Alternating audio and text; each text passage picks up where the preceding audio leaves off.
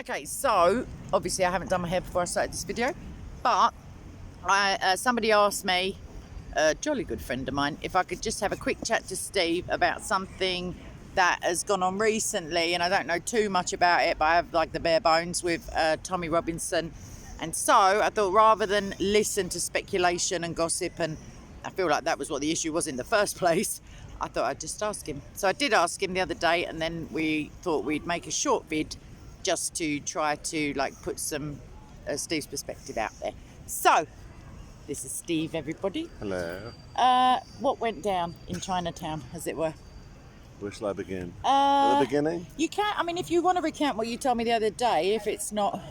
Well, I'll tell the story chronologically. Yes. So, as you know, most people know, I've been coming to Speaker's Corner for a long time. And about 6 years ago, an individual approached me at the corner. He was like a semi-regular at that time. And we started chatting. And I don't know, weeks, months, I think we swapped contact details at one point. And that guy's name was Rob Haynes. And he lived outside of London, but he used to come into Speaker's Corner occasionally. But he hasn't come to Speaker's Corner for quite a few years now. Wow, a couple of years before lockdown, I think he stopped coming here.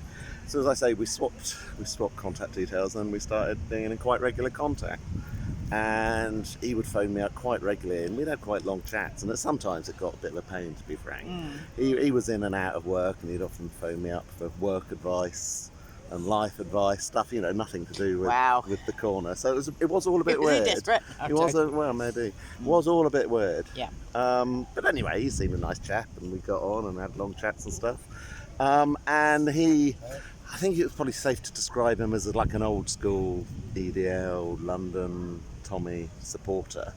But frankly, before I had, he had become sort of kind of dispossessed with Tommy, and thought that he served a purpose. He was one of the first people speaking about the grooming scandal. God bless him for it. And did that, served that purpose, and no one should take that away from him. But it had turned away from that, and then it was all about him. It was almost like the Messiah. You know, he can't do wrong. It's all about getting money, begging people for money. And this Rob Haynes, we would talk about. So this was just like private conversations. This was just private conversations, yeah. And so you thought. And then probably, I don't know, a year or two into this sort of ongoing communication, he shared with me that he talked with Nick Lowles of Hope Not Hate. And I just think it was a bit odd. And I often would kind of say, you know, why did you do that? It's a bit of a juxtaposition from somebody who was a former supporter to like quite a radically different organisation. So he and his sort of answer to me asking that question as well, you know, I give him a few tidbits of information, and he gives me information back, and therefore we serve each other a purpose. But again, was a bit odd. So time went on again. And then it does that. It does in a mysterious way sometimes. And then Rob started nagging me. Oh, you speak to Nick. Well, you'll get on with Nick. Speak to him. It would be really worth if you speak to him. Nagging and nagging and nagging. Now, this is the guy who allegedly he's been feeding info to, and now he wants I'll come on to that. So in the end, I gave in. I said, for goodness sake, give him the number. And I did, and then I had some messages, and there were some messages to and fro. And I think, Nick has been writing a book on Tommy Robinson that apparently is going to be coming out soon. And I think it was Do we think that's the motivation? Yeah. I think he was after information that I could give him. But frankly, I don't know what I would possibly know that would serve him any purpose for his book. But I guess that's what Rob Haynes was feeding him. Yeah. So, another strand, so Rob Haynes was on Twitter. I can't remember whether he was called Rob Haynes. I think it was Rob something else he was called. But he created another Twitter account, which was called Sammy the Jew. So a sock account. And this Sammy the Jew account, basically all it did was put out anti-Tommy Robinson stuff. Mainly anti-Tommy Robinson memes. And I have to say, some of them were bloody hilarious. So, memes are in the business of being funny, whether you agree with what they're saying. Yeah, but these ones were taking the piss out and criticising Tommy. No, but I'm saying sometimes the photo is funny enough without the writing. Yeah. So, yeah. And often Rob would share these memes with me and say, you know, he'd like draft one and say, well, you know, what do you think of that one, etc. And I'd give him feedback. So highly negative memes. And I know for a fact that the Tommy team were desperate to know who Sammy the Jew was. Right. And they did not know that Sammy the Jew was Rob Haynes. That is self-evident. I've got screenshots that prove that beyond doubt. They did not know who Sammy the Jew, and they were desperate to find out who he was. And I knew he was Rob Haynes. Anyway, moving on to recent weeks or recent events. Sammy the Jew pumping out regularly very negative memes. Suddenly, all the accounts were taken down. The Sammy account disappeared. Rob's own account disappeared. I sent Rob a message. So that, sorry, just let me pause you. That indicates that he did it himself, because if there was no correlation between his own account, he wasn't suspended or banned or anything by Twitter. So I sent Rob, aka Sammy the Jew, a message on WhatsApp saying, what's happened to Sam? Have people been sniffing? Has someone been sniffing around Sammy, wondering that had they discovered it was him, and that's why he closed it down? And he gave very sort of like odd non-answers to that question. And then, so I did have couple of conversations with Rob from that point onwards, and his tune was completely changed. He was starting to stick up for Tommy stuff. Right. And again, I said to him, what's happened? You've completely changed your tune from everything you've told me over the last 5-6 years to what you're saying now.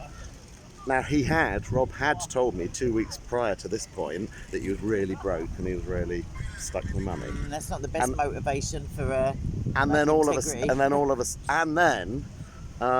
Tommy put the promo out for his Exposing Hope Not Hate documentary and started talking about a mole. And in that promo, there was a short voice clip from a conversation, and the second I heard it, I knew it was Rob. Right. So Rob Haynes is the mole, and Rob Haynes was Sammy the Jew. So let me just hold on a minute. Let me ask a question as a bystander who doesn't really know any of this. Does that mean that the apparent turnaround in Sammy / Rob's view of Tommy, do we suppose that he was like feigning anti-Tommy sentiment to try and get people into saying it so that they could... I suppose theoretically that is possible. I mean, it does sound... Why would you be a mole if you really dislike somebody? I don't believe that. And for starters, that it was, as I said, the Tommy movement, the Tommy circle, inner Tommy, Team Tommy as they call themselves, did not know who Sammy the Jew was. No, I know. Now you could say no, that but was if Rob was their mole, as it were, then Sammy is his alter ego. But why would he do that? Why would he do that? I have no clue. But if in his personal life he was slating him and was working for him or with him, well, so my take is Yeah. that he wasn't or isn't a mole. He wasn't working for Tommy. He wasn't. They talked about 12 months, that we've had a mole inside Hope Not Hate for 12 months. That is complete and utter nonsense. Well, maybe he was acting. Maybe he was regularly chatting with somebody but didn't realise his information was being... I think they got to Rob, and they turned Rob in that final moment to be used by them. Now, whether that was threats of violence, whether it was financial or whatever, complete conjecture. Who possibly knows? Who possibly knows? Yep. But all I do know is, on the face of it, Rob / Sammy the Jew completely turned in a moment and threw me under the bus. Well, that's the mark of a jolly good chap. Exactly. So, in the full documentary that came out, there's a longer clip of him speaking to Tommy, all on the phone, saying basically, you want to watch that, Steve, because he's working for Hope Not Hate. So moving on to that. Let me ask you directly, have you ever worked for anyone other than your employer who isn't Hope Not Hate? No, I have not. Just checking, darling. The low IQ, the small, and I apologise to your friend if they, or the one that you said asked this question. But I have to say, the very, very small number of people in Britain that are still supporting Tommy are pretty low IQ numpties. Okay, I'm going to stop you right there. No, seriously, I want to say something now. I don't believe that's true at all. I think no, hold on. Yeah, no, you already said it twice, and we did kind of say that we would veer clear of like baseless nonsense. No, I might not. But the point is that I just want to say that whomsoever, as it were, I've got a bit KJV. If you want to publicly, for my mind, he's done nothing wrong at all, and anyone who wants to expose Islam and call out grooming gangs is absolutely fine by me. In people's private lives, your private life, my private life, Tommy's private life, whatever these are, because we haven't even got to that bit, but whatever people do, that's their business, and what they do publicly, like Steve said, it can't be taken away from him that he made more of, like, he caused more of an impact within that, at least Rotherham and all of those things subsequently, and has been treated absolutely appallingly by the prison services. I'm not, no, but even so that doesn't denigrate anything that he's done. I'm not denigrating what he's done. No, I'm not saying you are. I'm saying any low IQ supporters, because I might be one of them, and I don't have a low IQ. I'm not saying supporters in the past. I'm saying supporters now. Right now, I say that man in July 2022. It's not perfect, but none of us are. So I don't even know what the accusations are against him. Obviously, but the reason, you see, the other reason that I know Tommy was displeased was because I went public. I went predominantly public with being negative and anti him. Quite recently. Yet there are people over there now in Speaker's Corner who will tell you over a year ago, I was holding this belief, but only sharing it privately in the main. And what's the truth of that? Is there a truth of that? So even though previously I've seen people accusing you, like as if it's a crime anyway, to be a Tommy supporter. Right. Has there been times where you have been publicly standing up for him, maybe, or saying things? For years I have. Yeah.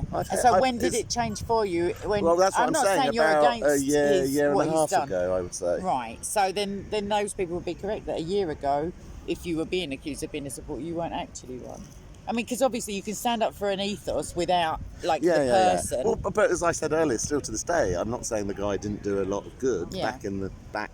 So what is the issue? Why did he call you, and what's the crux of it? Because the allegation has been allegedly made by Rob Haynes, who was talking to me for 6 years, that I'm working for Hope Not Hate. But he was the one who introduced you to the chairman or whatever he is. Yes, absolutely. He looks a bit shaky as well, the fella.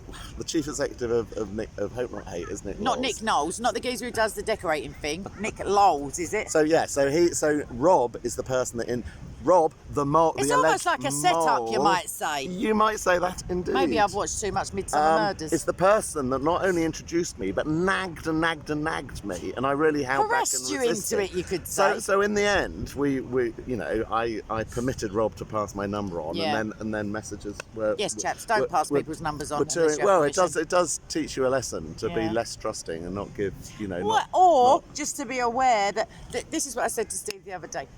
If you're in any position where people look to you for anything really, for anything, you'll find that there are certain character types who come to you telling tales of others, and what presumably they want is to be looked upon favourably and don't listen to them, I'm your friend kind of thing. But my initial always reaction is, what is in it for them to turn me against somebody else? So I'm always wary of slurs, especially of well-known people, because if I wanted to take down someone and I was Machiavellian, I could easily say about you, about her, about anyone.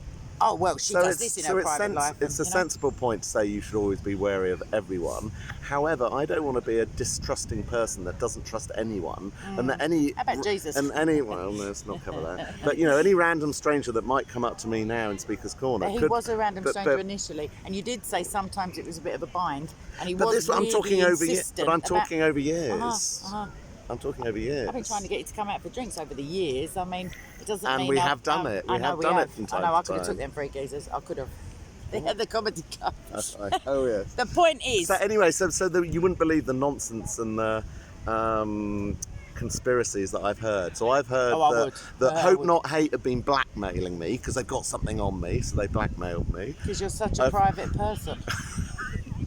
I've also heard that I am an employee of Hope Not Hate. I've also heard that I am a commie far left. Shut up. So and so. At least it's a slur.